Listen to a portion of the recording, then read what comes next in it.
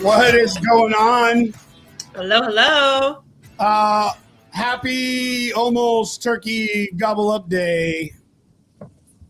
We are one day away. Yeah, co-host Rigo Murillo, Krista Moreland, here for another lunch talk on our special Wednesday edition. Wait, didn't we used to do this on Wednesdays? Yeah, that's how the show started. That's right, it was on Wednesday. And then we just figured Thursdays seem to be a better day. More people seem to enjoy it on Thursdays. And we are once again gifted by the presence of the one and only Samuel Tasker. Yeah. Well, thanks, Rigo. You can hold the applause. Once again, as always, let us know you're watching. Drop a hashtag live. Let us know. And if you have any questions at all, ever, drop them in the comments and let's get into the conversation about it. So this is Lunch Talk. It is our Lunch Talk series of our Contagious Leadership program. And we've got a lot more stuff coming. So if you guys haven't been able to catch some of the previous episodes that we've been doing every week, I would definitely advise you go back and check them out. You can check them out in our link to our YouTube or right here on our LinkedIn channels. We've got the live replays there as well. But anyways, the whole point is, are you getting any value out of any of this? And is it bringing up some opportunity for you to have growth in your life or raise some questions or just be more challenged? That's the hope. But today we're going to get into a little bit of something interesting. I was struggling with the name a bit, and I talked to you, Sam, about it, the dichotomy. That's such a fancy word. I mean, I like the word. It wouldn't leave my head. And I understand that the meaning of dichotomy is opposing, not necessarily opposing forces, but it's the difference of opposites. Okay. Yep. So if you look at dichotomy, think about the dichotomy of the sun and moon, dark and light. Okay. So they are separate items that are opposite of each other. And so Sam and I have been getting into quite a bit of conversation, as we do. This is one of the things we like to do, and we have discussions and we talk about ways of either growing ourselves or the businesses that we're in. And we were discussing some the current events and things that are happening in our industry with a lot of growth right now with small business. And so this is small business that is moving into different levels where they're getting different levels of investment or consolidations, and venture capitalists are starting to come in, and there's this big change happening within the industry. And I thought, you know what?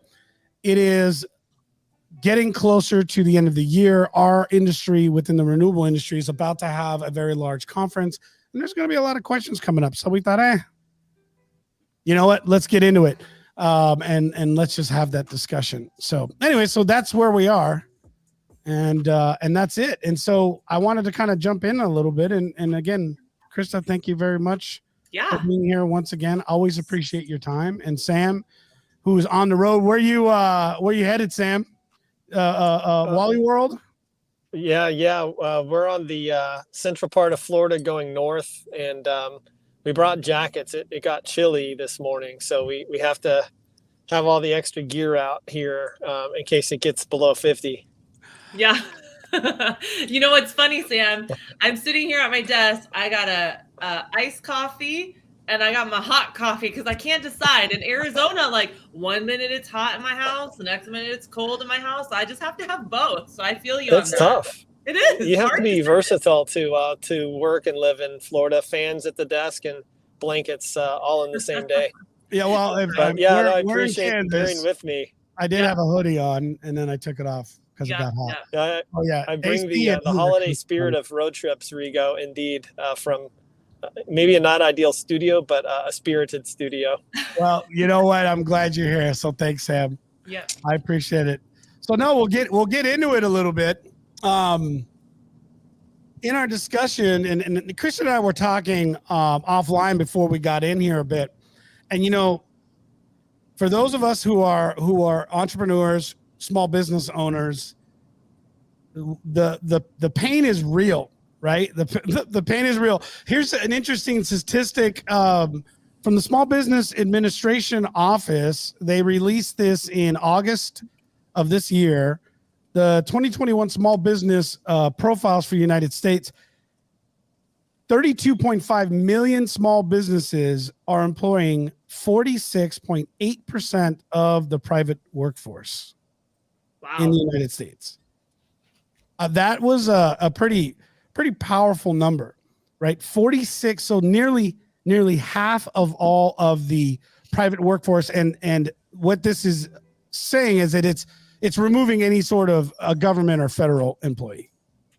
And so I didn't take the time to grab that information, but they are 32.5 million small business owners. What is the goal with most small businesses? Now, Chris and I were both children of immigrants, and we were talking about that as well. The what we've done, how we've grown through our life, and some of the odd experiences. And those of you who come from this family dynamic, you know what I'm talking about when it's 1, 2, 3 families living in one place while you work what you need to do and get yourself going and get your small business going. And a lot of time, I think, as a small business owner, you do this not to be stubborn, not to do things your own way, but because you recognize the opportunity that's in this country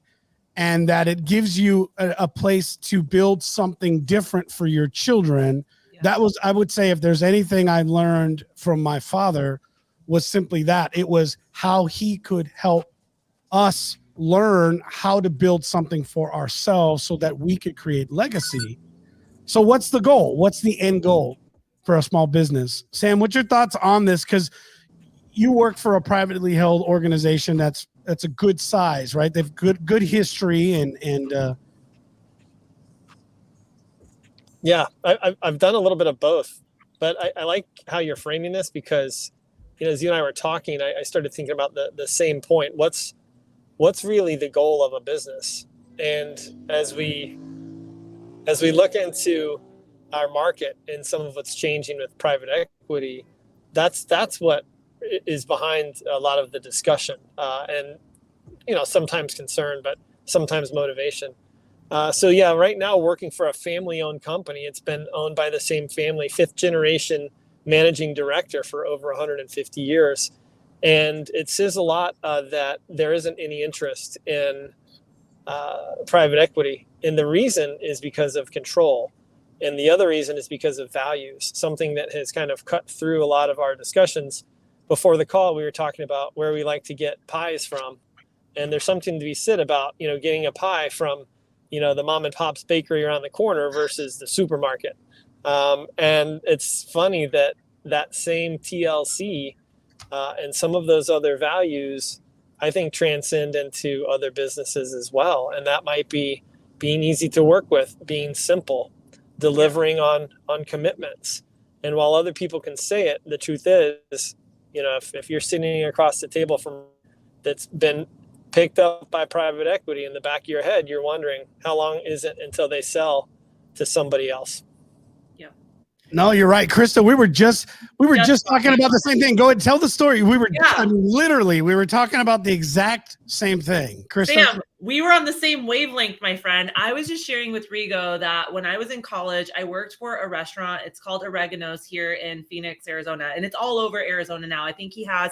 When I worked for Oregano's, it was the second restaurant that was opened up. And he had investors from California and Texas and Colorado that were bombarding him and calling him because his restaurant, people would wait 2 hours to get a pizza from his restaurant, literally 2 hours. I was the hostess there, so I know how long they were waiting. And people were calling him from all over.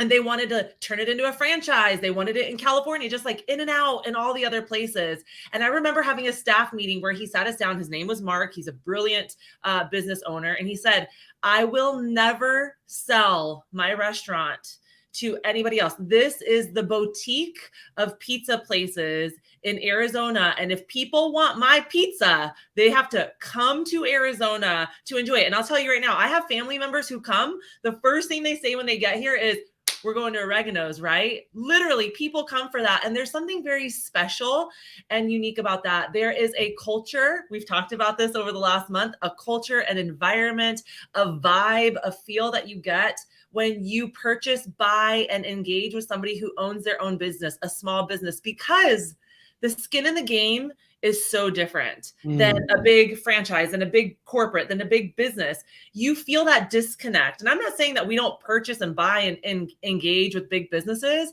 but there's just a different feeling between somebody who this is their baby, this is their passion, this is what they believe in. Just like you were talking about the family business that you work for, I can imagine that those values run through every decision that they do. And we were just talking about what you just said. You know, there's a lot of value in that. And I want to backtrack for just a second, Rigo. America is one of the greatest places to live in because of small business opportunities. Agreed. I mean, think about the statistic that you just shared with us. That is a massive number because of small businesses. So I believe that America thrives the way that she does because we give people the opportunity to create their own future and then to turn around and impact and inspire other people and give them a livelihood. I just think that's really an incredible statistic and something that we could, you know, brush over really quickly. That's a lot of people in our small business. 46.5% of the United States is employed by small business. It's amazing. And now, I mean, not every small business is an MW Partners or right or a K Moore Macro or an Oregano's. We get it. Small business can be a few hundred people, but this is a small business, and the culture of building that, you're absolutely right, is dynamic. You know, we were talking with Buddy and Nikki. I always want to say Cummings because I know someone else with it, but but we were talking with Buddy and Nikki, listening to the story of them building that last business for 14 years. Yeah. You could really hear that, right? The people that would rally around them. Now they've since sold that company out, but interesting enough, they sold it to a private equity group that's consolidating, right? So what's the value then? There's got to be good and bads to this aspect, right? So now we can serve more people when we take these aspects and we consolidate them and we put it out. Or, you know, what are we sacrificing in terms to do that? And these are just some of the questions I have. And please, you know, one of the things I want to be very clear about for those watching is this is neither negative or positive, but just really asking because I want to get into that discussion and that debate. As a small business, I have thoughts, you know, this company that we're building here, this is very personal for me. This is something I'm building as a legacy for my children. My children work here. My family works here. My wife works with the company. But this is something we're building together for our future. I can't imagine losing this or giving it away, but that doesn't mean I don't have other ideas that could be great ideas that would need that type of investment and it would need a different level of growth. It can't grow this organic, if that makes sense. Sam, am I making any sense here? Yeah, well, I like the word organic because, you know, it says something about the way you grow. And it means that, you know, you're evaluating that as a small business owner by what you can generate on your own without other people. Now, the flip side of this is, you know, there's a lot of founders out there that would love to get acquired. Not everybody builds their business to get acquired, but, you know, founders who have done the hard work and, like you've talked about, you know, gone through the trials and tribulations of running a business, that then get offered, you know, something that you know, is almost a culmination financially of everything they've put something into, is something that, you know, you have to absolutely respect. It's sometimes the American dream, but then, you know, I think business types are different. And so depending on the business type and the situation, the question still needs to be asked, you know, who's sitting across the table from you and who do you want to be there? And so all my, you know, shouts out to all the entrepreneurs first and foremost. But when they lose that business or they lose control of that business, I'm always curious to hear about the stories that happen afterwards. In Jeff Bezos's book I'm reading now, it's called Invent and Wonder. It's a culmination of his stories. He uses a phrase towards the beginning of the book, contrasting mercenaries from missionaries, and there's a lot of stories of mercenaries that have grown quickly and made amazing stories. But the ones that have really been around a long time and grown better and longer are the missionaries, the ones that are doing it for those values. And Jeff Bezos, as big and bad as he is actually a really value-based guy. He's got some really grand values of, helping humanity in the long term with things like exploring outside of the resources of Earth so that we don't have to cap humanity's growth, right? Most of us say, well, we're growing too much, we're kind of stuck here. He's thinking way beyond all of us. So he's value-based guy too, but it's just in a different universe. Yeah. And I think that's the beautiful thing about the word dichotomy, right? It's not good or bad. It's the differences, the polar differences. And so it's not to say that private and small businesses are enemies of each other, but I think that it is. So listen, I'm in that same thought process within Kmore Macro. I'm in a space right now in my business where I can start to think about scaling my business to a point where I can step away from it and it becomes a business that can be sold, or I stay in the middle of it. And that's a really hard battle and decision for me to even make on my own. And I'm hot and cold on it every day, because if I give it to somebody else, then I don't have the personal touch on my people anymore. I have to give up that part of it. And I have not been ready at all in the past. And I feel myself as I evolve, because there's an evolution to all of us in our business. Yep. And as I evolve, I can see this evolution of me starting to give up that piece so that I can grow into my next piece, which is something just a few years ago I would have said, no way, no how. Nobody can touch my clients. I am solely responsible for them. I don't want anybody messing with this or bringing their own values into it. But as I evolve and as I grow, now I'm opening up my brain and my world to something different. And I think that's exactly what you're talking about, Sam.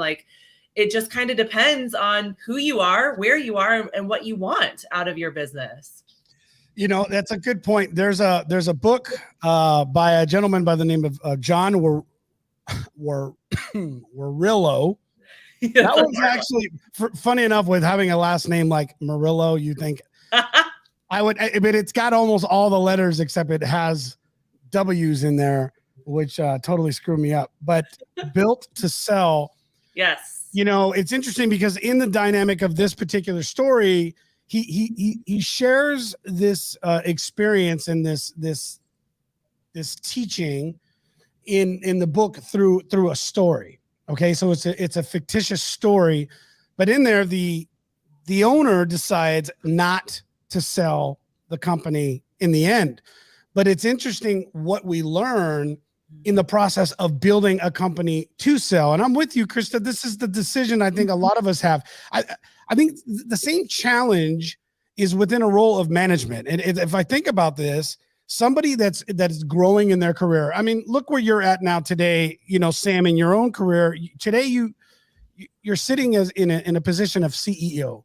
And, we've known each other for some years, and I've watched you grow in your own career.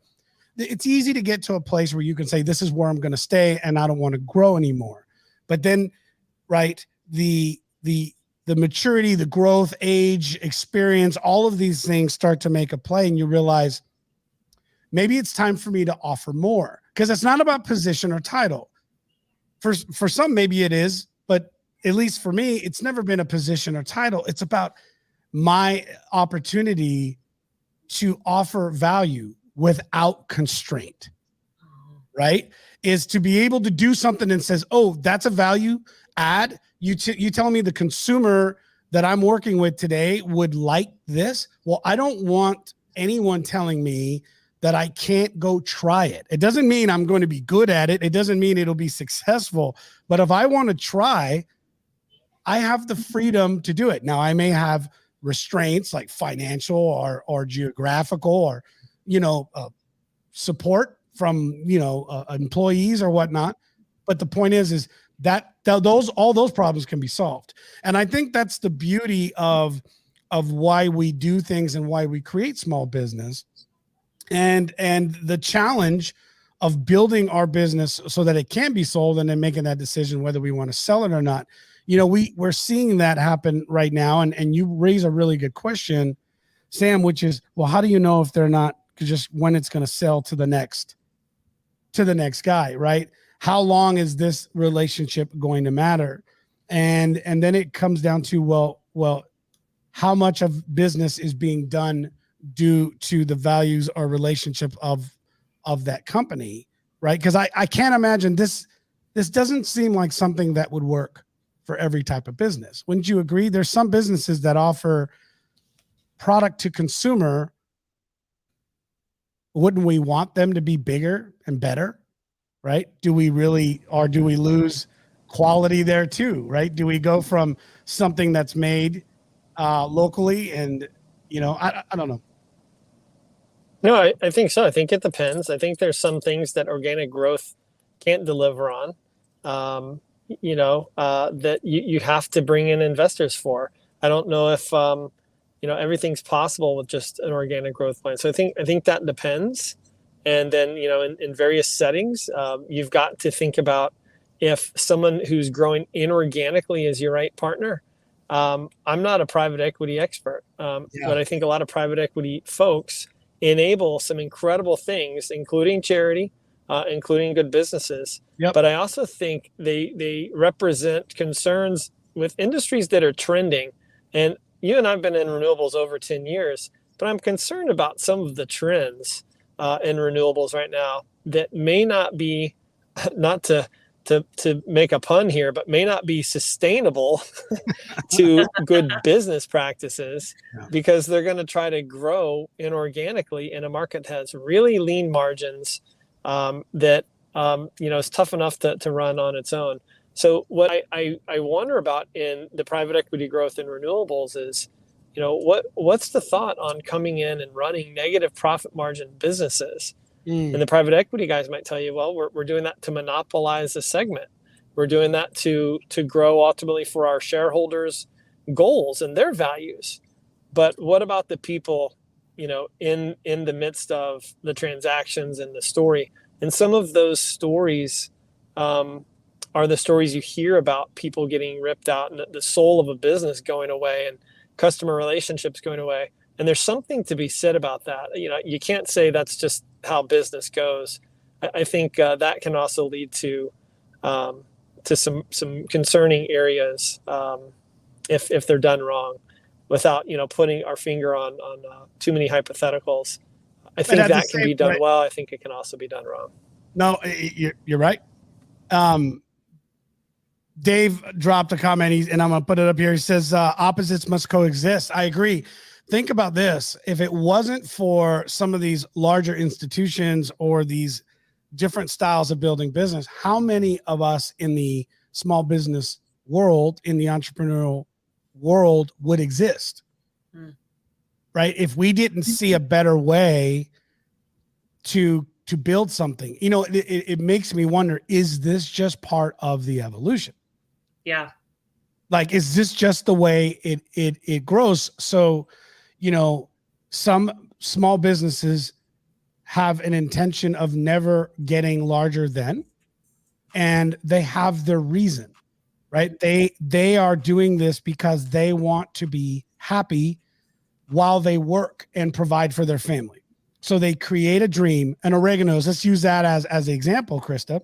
Yeah. A boutique Italian restaurant in Arizona. Yes. Specializing in a couple main things. I worked for restaurants like this growing up. Yeah. The Italian Kitchen. I remember it. Yes. Mike Tawuzo, same owner, been there for years, never changed. That man worked. I'm sure he'll die in that kitchen. Yep. Right? A happy man. Yep. But the thing is, he would tell me too, he loved it, but he hated it. Yeah. I mean, I can relate to that. Right? He loved it. He loved it, but he hated it. And the interesting piece is that when I look at the way that type of business is done, he was doing it because he loved serving. It was what the customer, the consumer on the other end, it was how they responded to him. right? It was the way that he felt fulfilled in what he gave them. And I see that. I totally understand that, because there is something fulfilling in what we're doing with our clients, correct? Krista, Yeah, both you and I we get it.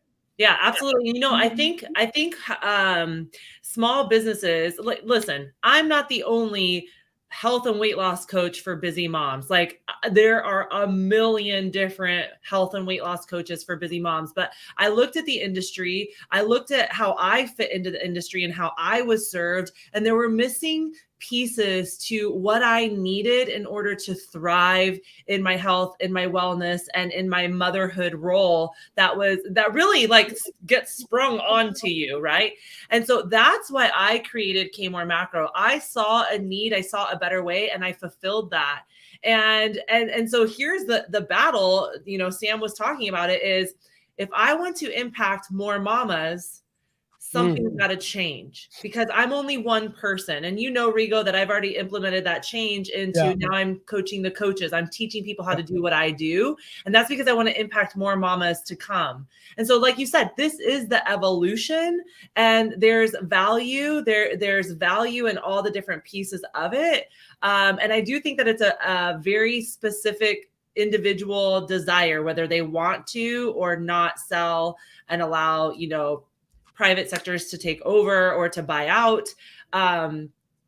It's so like individualized, right? It depends on the person and what it is, why they started it, what their mission is, what they want out of it. And that can change. It can change over time. No, I mean, you're right. And there's Sam, I'm sorry. You dropped off for a second, but were you going to say anything? Yeah, the flip side to critiquing private equity is that imagine how much innovation it's created. The space Absolutely. that has driven people to think of things knowing that someone with a broader resource or reach can help and grow. Shark Tank's perfect. How many of those entrepreneurs would have really driven themselves if they didn't have a venue of people that could intentionally be there to help? And so again, like you said, not all good, not all bad, but definitely we're getting smarter. Shark Tank has helped us all get a lot smarter at asking the right questions. Who's sitting across the table? Where are they going to be in a few years? Who are we dealing with, as opposed to, how big are their pocketbooks? Yeah. That's a really good point. And that's what we were just highlighting on is without that opportunity, how would we have had the ability to see an innovation or see a better way of doing something and bringing a value? And at the same time, you have Krista, with your business, you're focused on helping change people's lives through nutrition.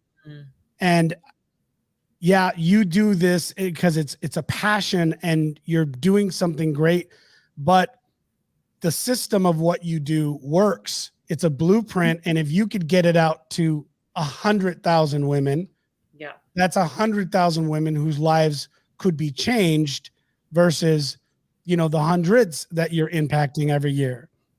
Yeah, for sure. And, going back to what Sam just said, in my industry there, and I'm sure you guys have heard of this, there's an app called MyFitnessPal, and it started out as a small business. A person came up with the idea of MyFitnessPal, how to log and track your food, and give it out to the everyday person so that they can start to make better choices and do better with their food and their nutrition. And about 4 years ago, maybe 5 years ago, Under Armour bought out the application, and now it's owned by Under Armour, and Under Armour took it to a whole nother level, right? But there's something that I'm starting to see right now, even with MyFitnessPal, is Under Armour, now that it has control over it, it's starting to take away features that the everyday person has been using. And I don't know that they're listening to the people who are using them, because they're taking features away that make it easy to track their food and understand where they are in their nutrition away. And so it'll be really interesting to me to see how Under Armour responds if people start complaining and saying like, hey, these were features we've always had and you're taking them away. It doesn't make any sense what they do. I'm very interested to see what Under Armour MyFitnessPal does, and if they listen to the people using their application or if they are just focused on what they want and plowing forward. Now think about this. Why did they really buy it? Right? Right. They bought it for the data. Yeah. Right. They want to know the data so that they can make better marketing decisions on who to market to. I mean, that's the other aspect too, right? There's strategy in all of this. So, as a larger company with the opportunity to go out and make acquisitions or inquire, bring these other businesses within your umbrella of services and offerings, you're doing it to capitalize, on a specific core area of the market. I was listening to an interview done yesterday. It may have been an older one. I think it was, but it was an interview between Tony Robbins and Gary Vaynerchuk. Yeah. And it was interesting because they had all these younger entrepreneurs and new business owners that were calling in, and they were asking some of the more basic questions, which was a lot of what most of us have gone through as entrepreneurs, and trying to understand when it's the right time to make that decision, when you're supposed to make an investment here or there. And it was what was great listening, Tony Robbins, if you're under a rock somewhere on the planet and you don't know who Tony Robbins is, or if you're under 20, I'm assuming. No, I don't know. I think the 20-somethings know who they've got to, unless they're. I don't know. Donnie's over here going, Donnie, dang it. Yeah, it's a damn it, Donnie. Damn it, Donnie. Damn it, Donnie. Mine's PG. Dang it, Donnie. Yeah. But so the thing, what I thought was awesome was that, as a business, you have to have 80% of your focus in what is bringing you 80% of your revenue, right? Like, we should always be creating and innovating and looking, but we can't allocate more than that amount of time. And never talking about that 80-20 rule, which is really interesting because I was just reading into this more. I've read the book. It's been some time, but I was getting ready to spend a little more time on this and explaining, man, there's so many books that we could be referencing. But anyways, what I found really interesting was that all of this is happening because as a business, you're always looking at ways to bring in new concepts, ideas, and systems that will help support or build, or you're just putting your attention in other places because it's always good to hedge your bets, right? You have different types of concepts and ideas going. So, that when it comes to areas like that, I think a lot of times that there's always a different intention, and maybe that's what it is. So you talk about the consumer of fitness, Fitness Pal, and you can tell I don't really use it. I'm like, you're like that? What's that? I have it. I think it's on there. I do it for my wife, but I was gonna say Michelle downloaded it. Yeah. I put stuff on. I was like, good job, babe. You know what I mean? Like, I just did that the other day. But anyways, if you look at that, now think about Under Armour as a company and think about the employees that it supports. Think about the families that it provides for. It needs better data to ensure that its market share grows. Well, how do you get better data? Why don't we grab it from millions of users who are giving us everything we need to know about their body shape, size, fears, wins, what are they looking for, workout routines. Boom. There's all the data we need to bring it to the next level. So when you look at that, who are we to say that that's a bad move, right? Maybe the users are losing apps, but are losing functionality, but they're building it to offer better value and service to their consumer for their product. Right. So there's a balance. And I think that's really what we need to look at, as we start to see a lot of these consolidations. This is only coming up because it's happening in our industry right now. It happens all the time everywhere. This isn't new, but as a business owner, I think, is that my direction? So let me ask you a question, because I'm not in the renewable energy space. So this is for you, Rigo, and for Sam. What happens? What are the negatives and positives? Why do people buy out certain energy companies? And what happens, good or bad or indifferent, that would either help or hurt or stall out the renewable space? Go ahead, Sam. I'll let you take that. Yeah, I'm thinking about a certain segment where maybe one group provides labor for wind and another provides labor for solar, how are you ever going to get to help a company that has those needs for both in one place? Or, just within wind, what about a labor provider, a crane provider, and a gearbox repair facility, so that that owner can deal with one entity instead of going out to 4 entities? That's the one-stop shop benefit. And without an intermediary with, private equity, how do those groups get out and partner? Sometimes you get some organic partnerships, but what you're seeing right now is inorganic partnerships driven by private equity who are trying to monopolize segments. And they might get there in 5 or 10 years, but the next few years are going to be messy. Any merger is messy with 2 companies. We're seeing M&A with 3, 4, 5, 6 companies being put into one company. And there's no way that's not going to be disruptive to the industry for the next couple of years. Is it a net benefit in the long term? And that's not just one either. Yeah, it's not just one. It's happening across the board, right? This is happening a few times. That's a good question, Sam. I don't know, and so we were talking about this because what does that always? It always brings one major thing, right? You start to see, Krista, what starts to happen is you start to see price wars. So you start to see, because now think about it. I have all the funding I need in order to go out. When you come in with this type of a group, it's not like it is with a small business where I'm looking at my financials every day, every week, every month, and I know what I need to be able to get to or not, right? And I'm not looking at a 5-year plan. Sure, I want to make it in 5 months. Yeah. Right. Let's just get there. Like I know where I want to go, but we're more in a survival mode, right? A couple bad deals, and it's going to change the direction of what we're doing in our business. But they come in, they do this price war, and this is my opinion. The market does not benefit. The consumer may feel that they're benefiting, but I believe that what's happening is, in my opinion, you lose value.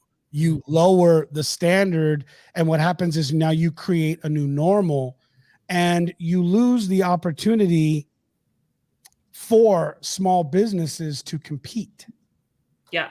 So it shuts out the little guy in some respects. Well, it does. It will. It always does. There's no way it can't, because they can't compete with it. It's a false profit, right? Because it's not being purchased on value or quality or relationship as much as it is bottom line. And that bottom line becomes a new norm.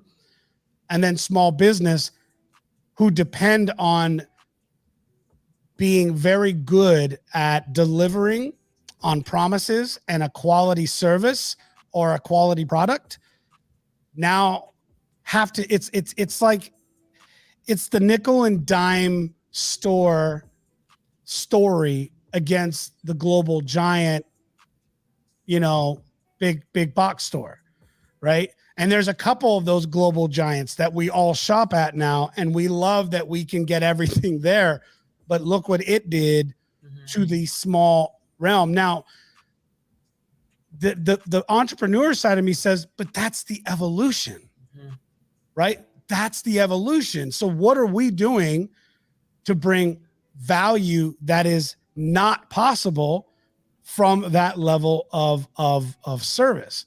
I think that I'm on both sides too. I see the value of both, right? I don't like one on one end, but as a business owner and what I'm creating, and you guys know some of the things that I'm building us up to, you don't think I would love to have the funding I want to do more, to hire more, to grow faster? Of course I would. Absolutely.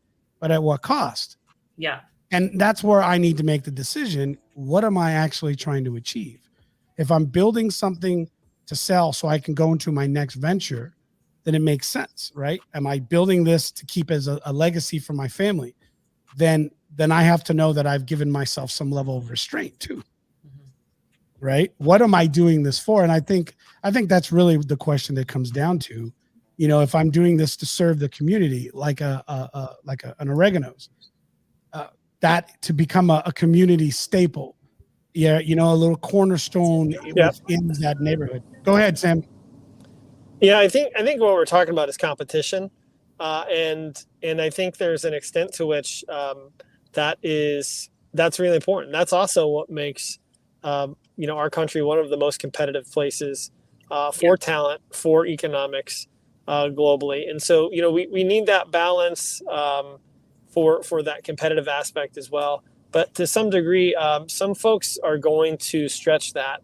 The price wars are going to make the procurement departments happy, who are trying to save the costs in their businesses in renewables. But there's a chance they're going to be dealing with completely different people or run into quality issues. So I think it's breeding a lot more discussion about that value statement and that quality delivery. What's your value statement if you've been acquired and you have a lot of money behind you? Is it that I can do anything because we have a lot of money? Is it because you're going to like where we're going to be in 5 to 10 years? What's the value statement for what you can do for someone in the next 12 to 24 months? That's what's questionable, I think, about the low price, price war scenario. And in the interim, some of those smaller shops are going to find people that don't want to work for that. They're going to find customers that can see through the smoke. And it won't be the case in all cases, but there's going to be some variety in what we're calling, a competition reset, if you will, in the renewable segment. Yeah, that makes a lot of sense. That's a good way to look at it. You just said something. I'm sorry, I got distracted. I went to jump on and it sounded like my mic was off. Was it off? Okay, Donnie's like, oops. Damn it, Donnie. Damn it, Donnie. It kind of threw me off for a little loop here, but in the comment that you were making, you talked about the value statement. It's interesting in my conversations that I have with our clients. It's something that I was reminded of, and I like to remind them. Listen, the consumer buys for 3 reasons. No matter what, it's 3 reasons. You're either faster, you're better, or you're cheaper. And that's what it comes down to. It's faster, better, or cheaper. So what is your value statement, right? And so maybe that's it. I think for myself, I have a difficult time when a business is wanting to be all 3. It's not. You can't do that. You can't. Yeah, I told our can't use the word quality anymore because it's too cliche. Everyone's faster and cheaper now. And so there's this space of quality. And I think one of the qualities is how long has the company been around?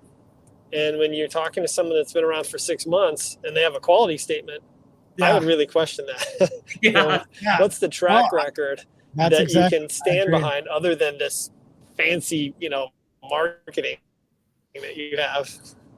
Yeah. And Sam, there's this guy, I'm sure you guys have heard of him. His name's Russell Brunson. And he talks about red ocean, blue ocean, right? And he talks about that, let's use the weight loss world because that's where I'm at. Weight Watchers, Jenny Craig, those big weight loss companies, they take up 90% of the industry.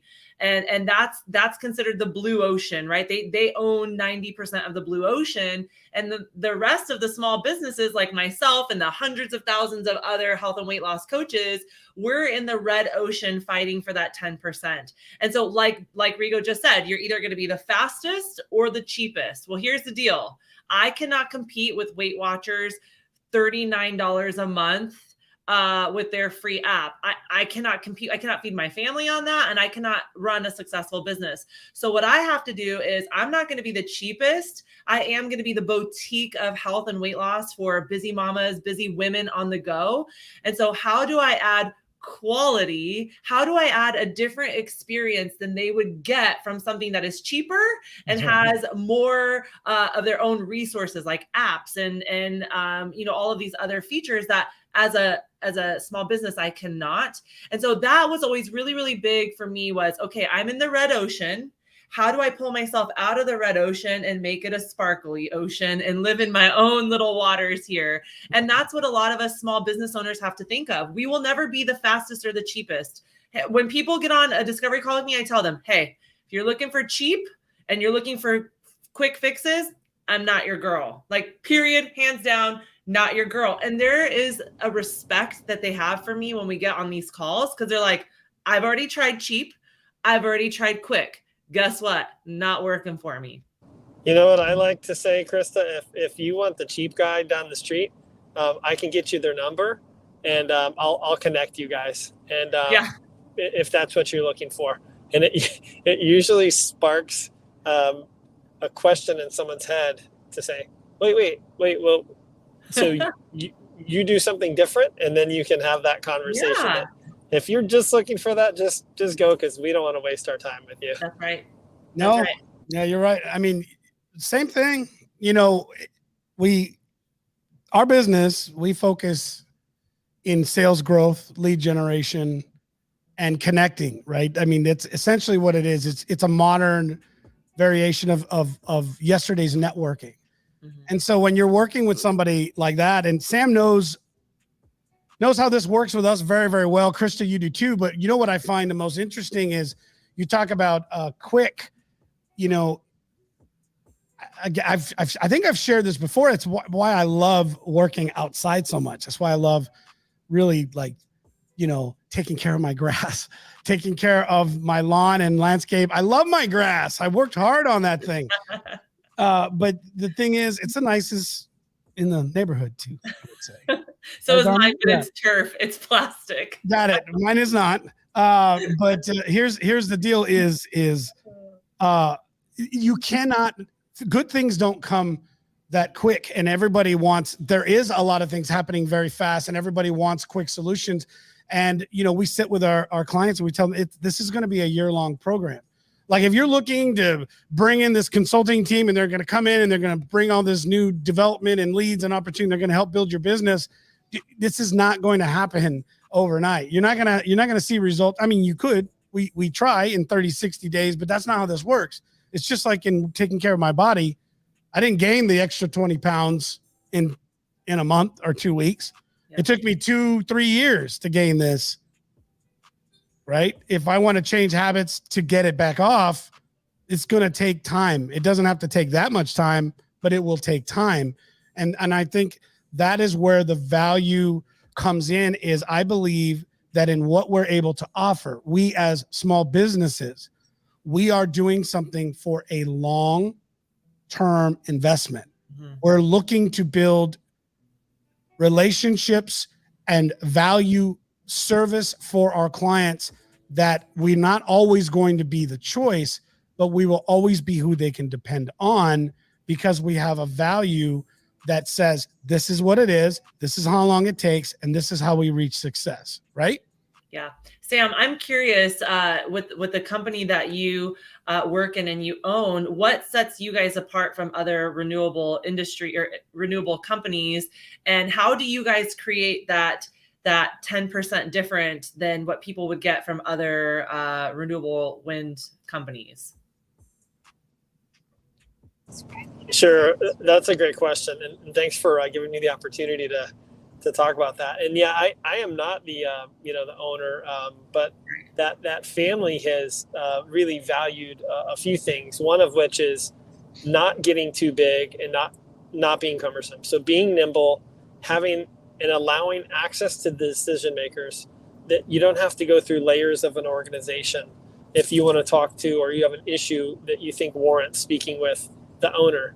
And third, when we get into some of the more specific stuff of our business, we custom develop our workforce for the customer. So if they require certain training spec or some other criteria, we're doing that and building that it's built into our model to deliver to the customer spec. So you could say, customized training, customized services that we bring a skilled workforce to.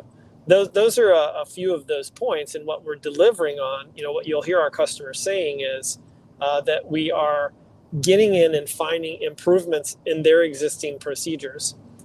We're being innovative to solve problems that reduce downtime, that get turbines up quicker, that is thinking outside the box. And I think it's by creating this type of environment.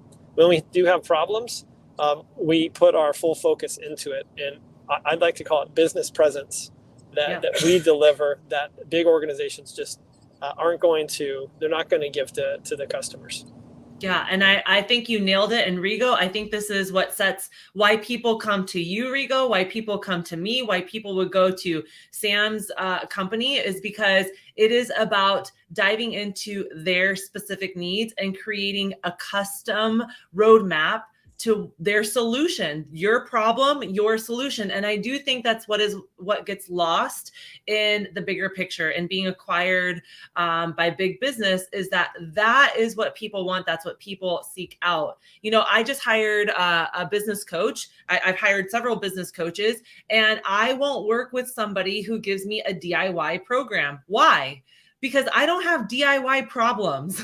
I have specific problems in my business that I need personal one-on-one, somebody's eyeballs to go straight into my business and go, here's what's missing. Here's how you fix it. Do not give me a DIY. I have already done the parts that can be DIY'd. Yep. I've already done them. Yep. Now I need specific insight, specific information and troubleshooting and problem solving that needs to be done. And that's what I hear, Sam, your company does very well. Rigo, I know your company does very well. There's that personal connection and organic problem solution roadmap to it all. That's awesome. I love that. Well, interesting conversation. I appreciate it, Sam. So awesome for you to hang out. Come join us as you do. On the road. Yeah, on the road with your family. I always love it. But I know you like being in these open conversations and just having the opportunity to discuss and just, like I said, just learn and get better. Interesting enough, I feel a little clearer myself. Sam, go ahead, buddy. Oh, okay. I wasn't sure if you had something. I was just getting ready to say, you bet. You're welcome. And just getting ready to throw in a happy Thanksgiving to everybody. Before you get to the end of it. That's what this weekend's all about.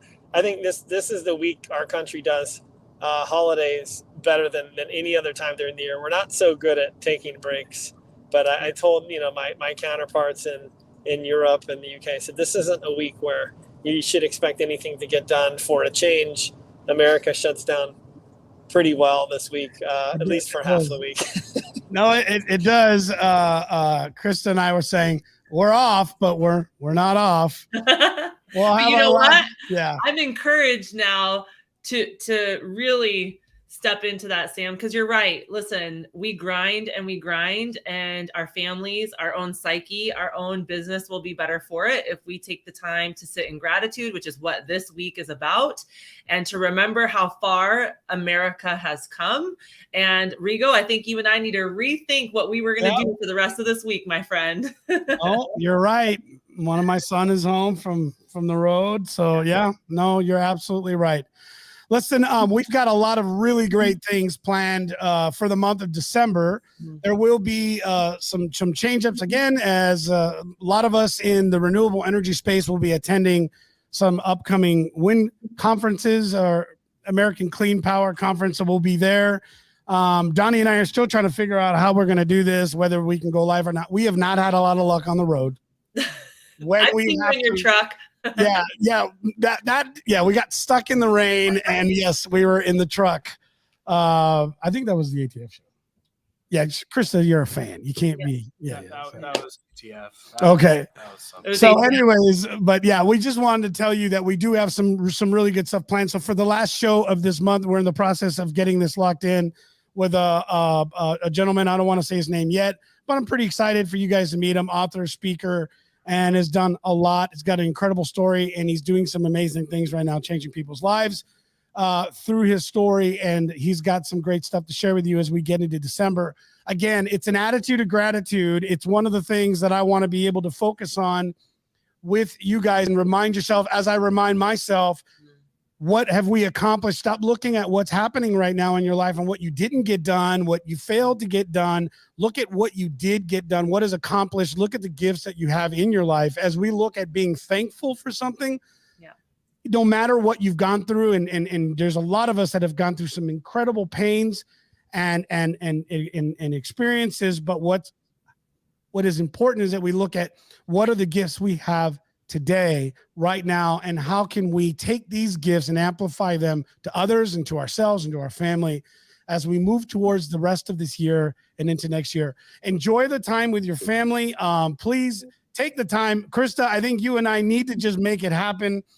And, just to everybody, have a great Thanksgiving. Yeah. Thanks for being here again. And we will see you next week, regular time, Thursday, 1 p.m. Central, right here.